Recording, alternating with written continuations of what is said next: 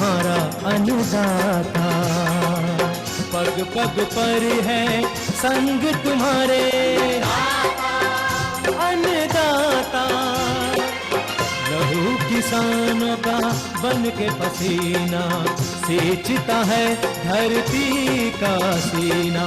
मेहनत का तेरी हक दिलवाने, नई तकनीक नई खोज बताने।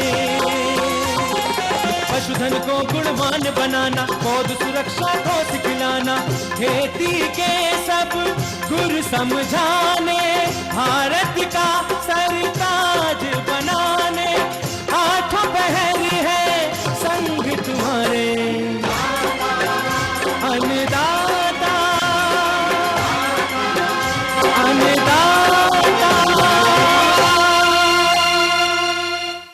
नमस्कार, मैं हूं आपके साथ निदा अहमद। आप सभी दर्शकों का अन्नदाता कार्यक्रम में स्वागत करती हूं। हर रोज की तरह कार्यक्रम में लेकर आई हूं खेती बाड़ी से जुड़ी हुई बहुत सी लाभकारी जानकारियां।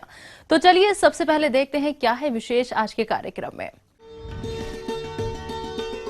सेब के नए बगीचे लगाते समय रखी जाने वाली सावधानियां। दुधारू पशुओं में थनैला रोग के कारण, लक्षण और उसका निदान। कड़कनाथ नस्ल की बैकयार्ड मुर्गियों का वैज्ञानिक तरीके से पालन कैसे है लाभकारी।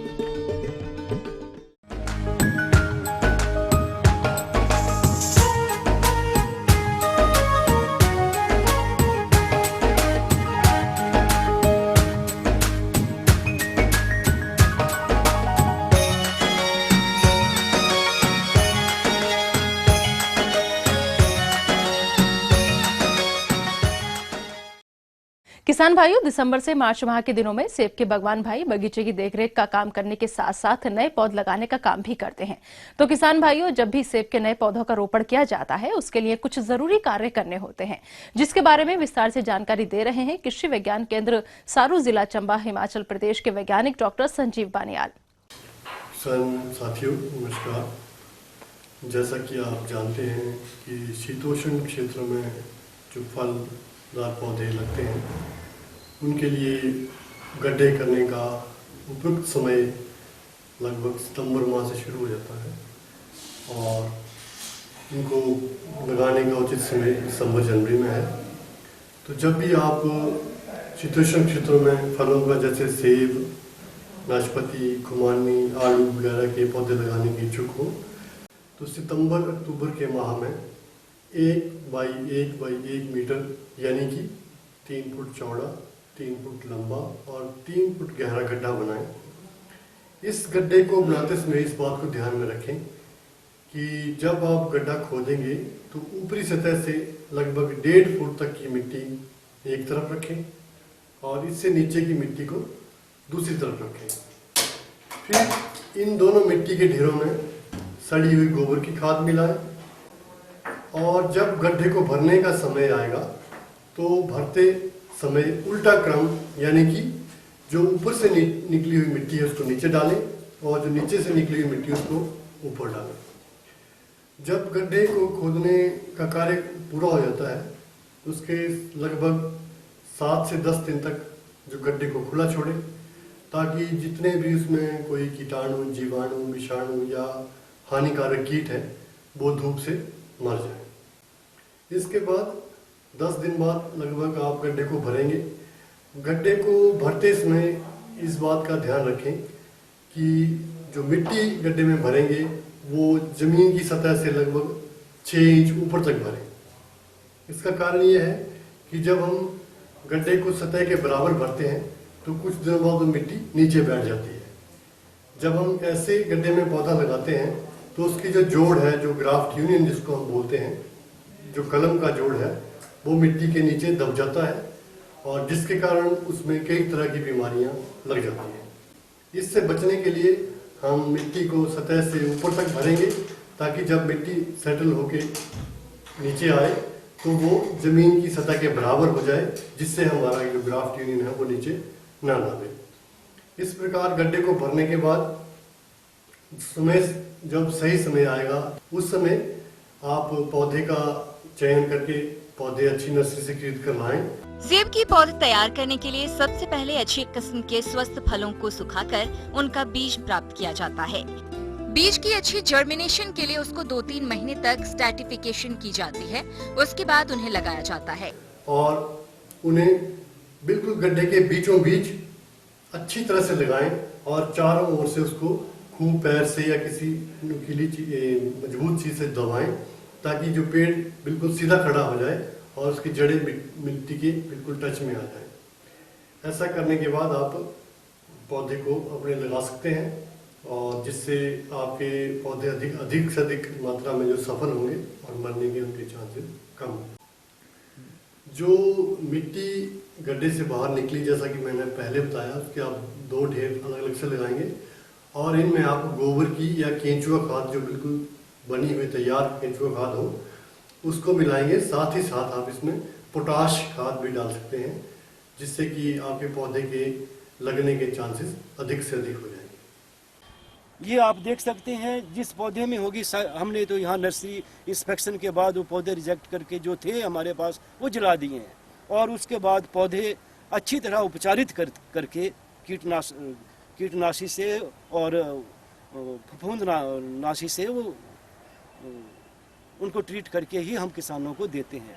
परंतु जब आप लगाने लगेंगे पौधे तो आपको भी चाहिए कि क्लोरपाइरिफॉस या ब्लाइटॉक्स में पौधों को डीप करने के बाद ही लगाएं ताकि और भी कई प्रकार के जो रोग हैं वो आपकी बगीचे में ना जाएं। और बात जो आप पौधा लगाते समय ख्याल करें कि जो इसकी ग्राफ्ट यूनियन होती है, जहाँ पर कलम की होती है पौधों में, वो अभी इस समय साफ दिखती है। जैसे यहाँ पर ये पौधा कलम हुआ है, ये पॉइंट जो है मिट्टी में नहीं दबना चाहिए।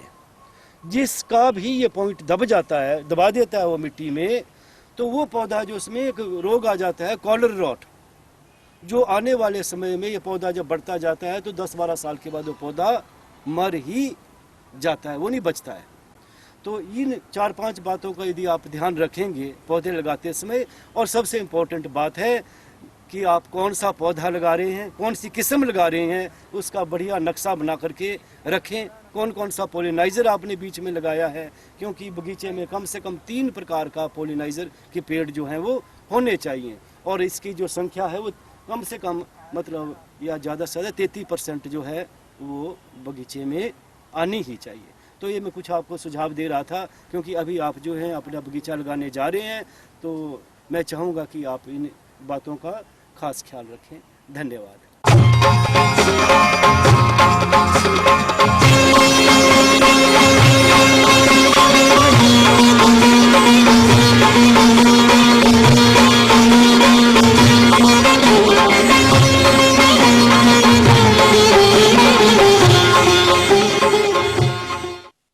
प्रदेश के बहुत से किसान भाई दुधारू पशुओं का पालन करते हैं, लेकिन उनकी उचित देखरेख के अभाव में पशु विभिन्न तरह के रोगों की चपेट में आ जाते हैं। इन रोगों में से एक है थनैला रोग।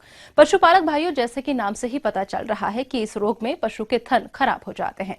तो किसान भाइयों, दुधारू पशुओं में थनैला रोग के कारण, लक्षण और इसका निदान क्या है, इस बारे में अपने सुझाव दे रहे हैं एक पशु वैज्ञानिक डॉक्टर A.K. वर्मा। सबसे जो महत्वपूर्ण बीमारी है वो है थनैला की। इस बीमारी में पशुपालक को ये ध्यान रखना चाहिए कि यह बीमारी मिट्टी जनित बीमारी होती है और पशुओं में ये बीमारी मिट्टी से उसके थनों तक पहुंचती है और उसके बाद ये समस्याएं पैदा करती है। किसान भाइयों, थनैला रोग दुग्ध व्यवसाय के लिए सबसे बड़ा संकट है। भारतवर्ष में गायें, भैंसें एवं अन्य पशु इस रोग से पीड़ित हैं। इसके कारण दुग्ध उत्पादकों को कई हजार करोड़ रुपए का नुकसान इस बीमारी से होता है। थनैला रोग कई प्रकार के जीवाणु संक्रमण के कारण फैलता है। थनैला रोग की गंभीरता को देखते हुए पशुपालकों के लिए जरूरी हो जाता है कि आप इस रोग को पहचानें। और इसकी पहचान करने के कुछ तरीके हो सकते हैं, वो मैं बता रहा हूँ। उसमें जिस समय आप पशु का दूध निकालते हैं तो दूध निकालने के जो लास्ट का दूध होता है, उस दूध में अगर आपको कोई भी परिवर्तन नज़र आ रहा है, वो इस तरह से हो सकता है कि उसमें खून के चेचड़े हो सकते हैं या कोई भी पस जैसा नज़र आ सकता है, उसमें बदलाव हुआ हो दूध में। तो अगर ये ऐसा दिख रहा है तो ये समझ जाना चाहिए कि थनैला की ये पहली स्टेज है और शुरुआत हो रही है। उस समय अगर पशुपालक अपने पशुओं का इलाज करवा लेता है तो बहुत ही सस्ते में और पूर्णतः पशु ठीक हो जाता है। इसकी दूसरी स्टेज होती है कि अगर आपने इस स्टेज पर ध्यान नहीं दिया तो उसके बाद पशुओं के थनों में सूजन आती है, ऐन में सूजन आती है। ये इसकी दूसरी स्टेज है। अगर आप इस स्टेज तक भी इलाज करवा लेते हैं तो आपका पशु अच्छी तरह से ठीक हो सकता है। इसके बाद इसकी तीसरी स्टेज आती है। उसमें क्या होता है कि पशु के जो थन हैं वो फटने लगते हैं और उसके अंदर कड़ापन आने लगता है। जिस समय पशु के थनों में या ऐन में कड़ापन आ जाता है, इसको फाइब्रोसिस बोलते हैं। इस स्टेज में पशु को ठीक करना बहुत ही मुश्किल होता है। उसके बाद कुछ केसेस में ऐसा देखा गया है कि पशुओं के दुग्ध कैनाल जो होती है, दुग्ध नलिका होती है, वो एकदम ब्लॉक हो जाती है और उससे दूध आना बंद हो जाता है। तो ये तीसरी स्टेज है, इसलिए आपको यहाँ तक सोचने की ज़रूरत नहीं है। शुरुआती दौर में ही आप इसका इलाज करवा लें तो आप अपने पशुओं को इस भयंकर बीमारी से आसानी से बचा सकते हैं और शुरुआत में बहुत ही कम पैसों में आपका इलाज भी हो जाता है। पशुपालक भाइयों, जैसा कि ये कहावत है कि उपचार से रोकथाम भला, तो आपको इस थनैला रोग से बचाने के लिए कुछ सावधानियां रखनी पड़ेंगी। तो किस प्रकार से करें अपने पशुओं का थनैला रोग से बचाव, आइए जानते हैं। तो इस समस्या से बचने के लिए किसान भाइयों को क्या करना चाहिए? जिस स्थान पर वो अपने पशुओं को रखते हैं उस जगह को हर 10 दिन के बाद पोटेशियम परमैंगनेट, जिसको लाल दवाई के नाम से भी जानते हैं, इस दवाई का घोल बना के छिड़काव करना चाहिए। एक तो ये तरीका हो गया, इसके माध्यम से भी वो इस बीमारी से काफ़ी हद तक अपने पशुओं को बचा सकते हैं। दूसरा तरीका ये हो सकता है कि जिस समय वो अपने पशुओं का दूध निकालते हैं, दूध निकालने के तुरंत बाद इसी लाल दवाई का घोल बना के उन चारों थनों को उसमें डुबो दें, ताकि अगर उसके बाद पशु ज़मीन में बैठ भी जाता है तो उससे इस बीमारी से बचाया जा सकता है। जो भी जीवाणु, विषाणु या परजीवी इस बीमारी को पैदा करते हैं, उन्हें ये दवाई मार देती है। एक और तीसरा तरीका ये हो सकता है इस बीमारी को बचाने के लिए कि जिस समय आप पशुओं का दूध निकाल रहे होते हैं उससे 2 घंटे पहले आप पशुओं को चारा ना खिलाएं। जैसे ही आप दूध निकाल लेते हैं उसके तुरंत बाद आप पशुओं को चारा खिलाएं। जब आप चारा डालते हैं तो उस चारे को खाने में पशु को 20 से 25 मिनट का टाइम लगता है और उस दौरान जो दुग्ध कैनाल खुली होती है, दुग्ध नलिका, वो बंद हो जाती है और बाहर से किसी भी इन्फेक्शन या गंदगी का अंदर जाने का जो चांस होता है वो बहुत ही कम हो जाता है। तो ये कुछ तरीके हैं जिससे पशुपालक भाई अपने पशुओं को इस थनैला की समस्या से बचा सकते हैं। यदि गाय भैंसों में थनैला रोग हो जाता है तो आप किस प्रकार से करें इनका उपचार, चलिए ये भी हम आपको बताते हैं। इसके लिए कुछ दवाएं हैं जो पशुपालक अपने लेवल पर भी कर सकता है। एक दवाई आती है कि अगर पशुओं में सूजन आई है उसके थन में, तो एक थ्राम्बोफिन के नाम से आती है दवाई, उसको उसके थनों पर वो लगा सकते हैं। एक और दवाई आती है अगर ज़्यादा ही इन्फेक्शन है, ज़्यादा समस्या है, तो एक पेंडिस्ट्रिन एसएच के नाम से ट्यूब आती है, वो उसके दुग्ध कैनाल के अंदर चारों थनों में लगा देना चाहिए। इसके साथ साथ एक और सावधानी रखना चाहिए। अगर हमें ये पता चल जाए कि किसी पशु में इस समस्या से पशु ग्रसित है तो उस पशु का दुग्ध सबसे बाद में निकालें। पहले जो हमारे स्वस्थ पशु हैं उनका दुग्ध निकालें, उसके बाद में निकालें, क्योंकि जब हम दूध निकालते हैं तो उसका जो भी इन्फेक्शन होता है वो हमारे अन्य स्वास्थ्य पशुओं में भी फैलता है। तो इसलिए सबसे पहले हम जो भी सबसे बाद में निकालें जो पशु इस समस्या से ग्रसित है। इस तरह से किसान भाई अगर अपने पशुओं की साफ सफाई रखें और इस तरह से ध्यान रखें तो इस भयंकर समस्या से वो अपने पशुओं को बचा सकते हैं और बहुत बड़े नुकसान से अपने आप को बचा सकते हैं। तो ये थी कुछ उपयोगी जानकारियां। अब लेते हैं एक छोटा सा ब्रेक, जल्द लौटेंगे और कार्यक्रम में आगे हैं महत्वपूर्ण जानकारियां, तो बने रहिए हमारे साथ।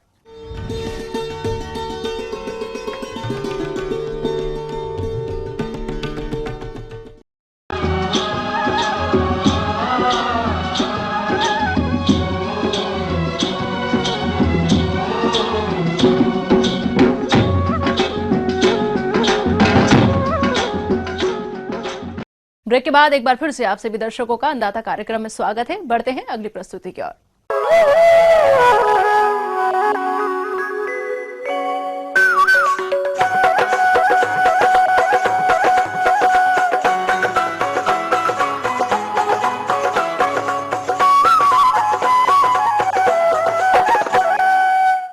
छोटे और मझोले किसान कृषि के साथ साथ बैकयार्ड मुर्गियों का पालन करके उतना लाभ नहीं ले पा रहे हैं जितना कि उन्हें मिलना चाहिए। लेकिन यदि कड़कनाथ नस्ल का पालन वैज्ञानिक तरीके से किया जाए तो अन्य बैकयार्ड मुर्गियों की तुलना में इससे अधिक लाभ लिया जा सकता है।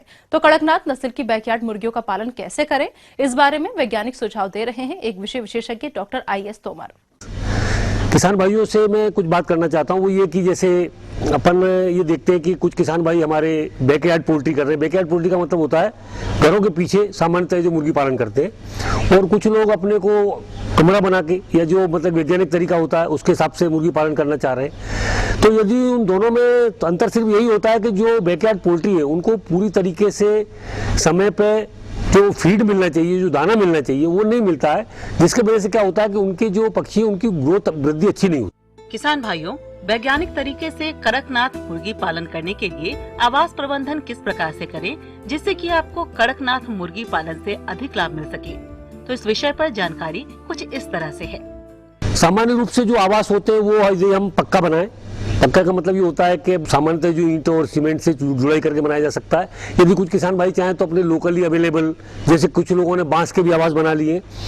नीचे ये जरूर ध्यान रखा जाता है कि नीचे के फर्श को पक्का कराया जाता है, और फर्श में भी सामान्यतः करीब 1 से 1.5 इंच मोटी एक जो बुरादा होता है लकड़ी का, जो आरा मशीनों पर मिलता है, उसको नीचे बिछाया जाता है। वो इसलिए बिछाया जाता है कि जिससे वो जो लगातार 3 से 4 महीने तक उसमें जो बिछता या जो मतलब यूरिन वगैरह पास करेंगे तो वो उसको एब्जॉर्ब करने की उसमें ताकत होती है, तो लगातार एब्जॉर्ब करती रहती है। दूसरा, ये जो हमारे कमरे की पुताई होती है वो हम लोग चूने से करते हैं, और जब भी हमारा एक लॉट पूरा हो जाता है और उसके बाद में वो कमरा खाली होता है तो जो दूसरा लॉट होता है उस समय इस पूरे बुरादे को हटा देना चाहिए। साथ ही साथ उस कमरे की पुनः एक बार पुताई कर देनी चाहिए। थोड़ा सा अपन कुछ उसमें दवा मिला के पुताई कर सकते हैं जिसमें केमिकल हो, जिसके वजह से उसमें यदि कोई कीड़े मकोड़े या कोई वायरस वगैरह रह रहे हो तो उनसे अपन उसको बचा सकते हैं। ये अपने को सावधानी रखना चाहिए। दूसरा, उसमें दिन में गर्मियों में हम उसके जो साइड में लाइट के लिए जो खंभे होते हैं उनको बंद कर देते हैं। गर्मी और सर्दियों में इसको दिन में खोल देते हैं, क्योंकि सर्दियों में दिन में उनको लाइट चाहिए होती है और गर्मी चाहिए होती है। और गर्मी के दिनों में चूंकि गर्मी काफ़ी लू चलती है, उस समय इनको बंद कर देते हैं, रात में उसको खोल देते हैं। तो ये दोनों उल्टा रहता है कि किस तरह से। और जाली इसलिए बनाई जाती है जिससे लगातार हवा पास होती रहेगी तो क्या होगा कि पूरा उनको ईजी रहेगा। अंधेरे में इनको रखने में बहुत दिक्कत होती है, इसीलिए कोशिश की जाती है कि जितना जो आवास है वो लाइटेड हो, जिसमें लाइट अच्छी रहे, चाहे सनलाइट हो, आवश्यकता पड़े तो हमको उसको बल्ब भी जलाना पड़ता है। तो ये कुछ सावधानियां हैं, यदि इनको अपन रखेंगे तो उससे इनको काफ़ी मतलब मोटिलिटी कम होती है और अंडे देने की क्षमता भी बढ़ती है, बॉडी वेट जल्दी बढ़ता है। कड़कनाथ मुर्गी पालन से कम समय में अधिक आय लेने के लिए आहार प्रबंधन पर विशेष ध्यान देना चाहिए। यदि आपने असंतुलित मात्रा में दाना खिलाया हो तो मुर्गियां अधिक समय में कम वजन तो धारण करेंगी ही, साथ ही साथ अंडा उत्पादन भी बहुत कम मिलेगा। इसलिए आहार प्रबंधन में बताई जा रही बातों का ध्यान रखें।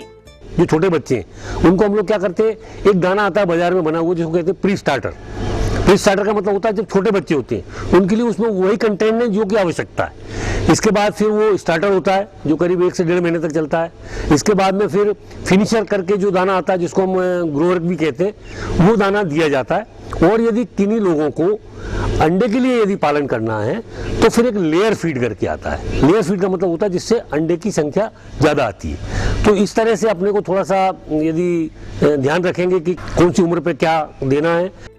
कड़कनाथ मुर्गी पालन से किसानों को किस तरह से अच्छा लाभ प्राप्त होगा, इसकी जानकारी विषय विशेषज्ञ ने कुछ इस प्रकार से दी। यदि किसी को 100 बर्ड के लिए एक यूनिट स्थापित करनी है तो उसके लिए अपने को सबसे पहले तो ये देखना पड़ेगा कि एक बर्ड को रखने के लिए 1 बाई 1 फीट की जरूरत पड़ती है। तो सामान्यतः हम ये कहते हैं किसानों को कि 10 बाई 12 स्क्वायर फीट का यदि कोई शेड बनाएगा तो उसमें 100 से लेके 110 120 बर्ड को अपन रख सकते हैं। और उसको बनाने में शुरुआत में जो पैसा खर्च हो रहा था वो तो काफ़ी कम हो रहा था। अभी अपन ये माने कि 30 से 35 हज़ार रुपये खर्च होते हैं और उसका वो शेड बन जाता है। यदि वो चाहे तो इसकी कॉस्टिंग कम करने के लिए कुछ लोकली अवेलेबल मटेरियल को भी यूज़ कर सकते हैं, जैसे बांस वगैरह लगा सकते हैं, या सपोर्ट के लिए जो है वो अपने उनके पास कोई उपलब्ध उसको लगा सकते हैं। जब ये यूनिट एक बार स्थापित हो जाती है और फिर तो काफ़ी लंबे समय के लिए, उसके बाद जब उसमें वो 100 बर्ड रखते हैं तो 100 बर्ड की अपन यदि कीमत माना तो 50 से 60 पर बर्ड होता है। तो यदि 100 बर्ड रख रहा है तो उसकी यदि 60 रुपये प्रति बर्ड के हिसाब से तो करीब 6,000 रुपये हुए।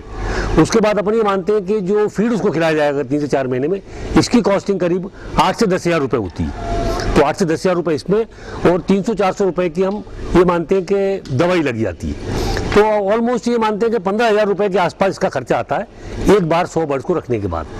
यदि हम सामान्यतः ये माना जाता है कि 6-7-8% तक भी यदि मोर्टेलिटी होती है तो भी कोई नुकसान नहीं है। तो 100 बर्ड जो रखें उनमें से हमको 90 से 95 बर्ड मिल जाते हैं। और यदि उनको हमने बाजार में जो मूल्य इसका वो तो काफ़ी अधिक है, यदि हम 600-700 रुपये भी एवरेज मानते हैं तो करीब इसका 60-1,000 रुपये के आसपास बिक्री होती है। तो बिक्री होने के बाद यदि हम उसमें 15,000 रुपये कम भी कर देते हैं तो 40 से 45 हज़ार रुपये एक बार में एक जो 10x12 स्क्वायर फीट का जो शेड है उससे बचत की जा सकती है। आगे और भी हैं कुछ रोचक जानकारियां, पर यहाँ पर रुकेंगे एक और छोटे से ब्रेक के लिए। जल्द हाजिर होते हैं।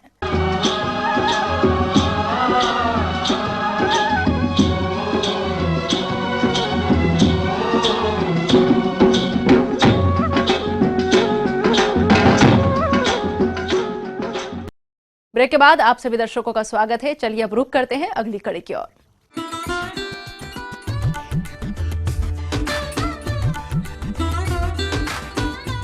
अन्नदाता हेल्पलाइन निःशुल्क फोन संपर्क सेवा के माध्यम से आपके द्वारा पूछे गए कृषि से जुड़े प्रश्नों में से एक या फिर 2 प्रश्नों को हम अपने कार्यक्रम में शामिल करते हैं और इसी के तहत आज का चयनित प्रश्न और उसका जवाब इस प्रकार है।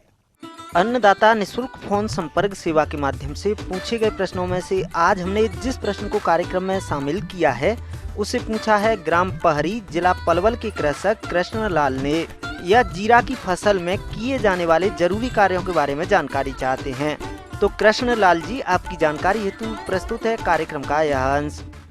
आप जो ये देख रहे हैं, ये मेरा खेत आज जिस तरह से हरा भरा आपको दिख रहा है, जो फसलें बहुत ही बढ़िया जीरे की फसल आप देख रहे हैं, क्रॉप देख रहे हैं, ये मेरा पूरा खेत जो है करीब 25-30 बीघे का, पूरे खेत को मैंने ड्रिप से जोड़ रखा है। मैं पूरी सिंचाई बूंद बूंद सिंचाई योजना से करता हूँ। उस पद्धति से जब से मैंने ये बूंद बूंद सिंचाई लगाई है, उसके बाद मेरी जो क्रॉप है, मेरी फसल है, वो 2 गुना मुझे मिल रही है। जब बुवाई की थी उस समय खरपतवार को मारने के लिए मैंने ड्रिप के साथ ही दवाई इसको पूरे में दी थी, जिससे खरपतवार बहुत कम तैयार हुई। किसान भाइयों, जीरा की फसल में कई तरह के कीट एवं रोगों का प्रकोप देखा जाता है। यदि समय रहते इनका नियंत्रण नहीं किया गया तो फसल से भारी नुकसान उठाना पड़ सकता है। इसलिए आपके लिए जरूरी हो जाता है कि आप समय पर इसका उचित प्रबंधन करें। आप जो ये जीरे की फसल देख रहे हैं, ये जो बीज मैंने लिया था, ये गुजरात 4 नंबर जो गुजरात का जो है वो मैंने उसकी बुवाई की है। और साथ ही समय समय पर इसकी देख रेख करने के लिए और किसी तरह की फंगीसाइड या कोई बीमारियां अंदर न फैले, नुकसान नहीं हो, इसलिए मैंने अभी स्प्रे किया है। मैंने एक तो मैंकोजेब का किया मैंने, जो 30 ग्राम 15 लीटर में मैंकोजेब मैंने डाला है।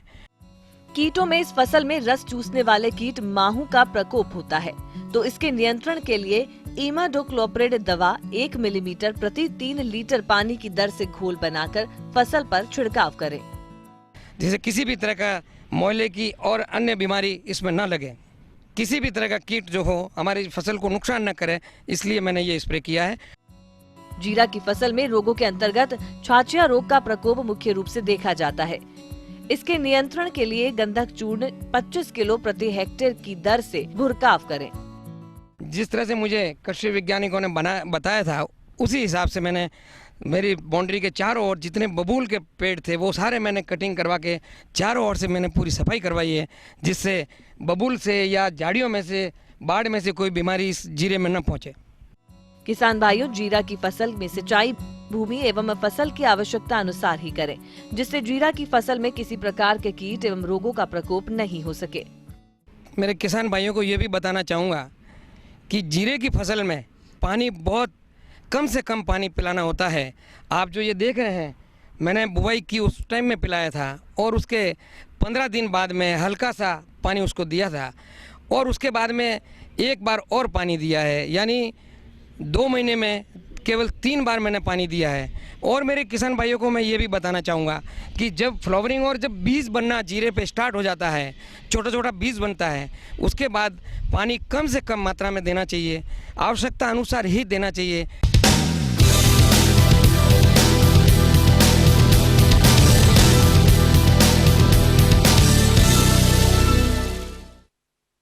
राज्य की विभिन्न मंडियों में कृषि उत्पादों के चढ़ते उतरते बाजार भाव की संक्षिप्त जानकारी इस प्रकार है।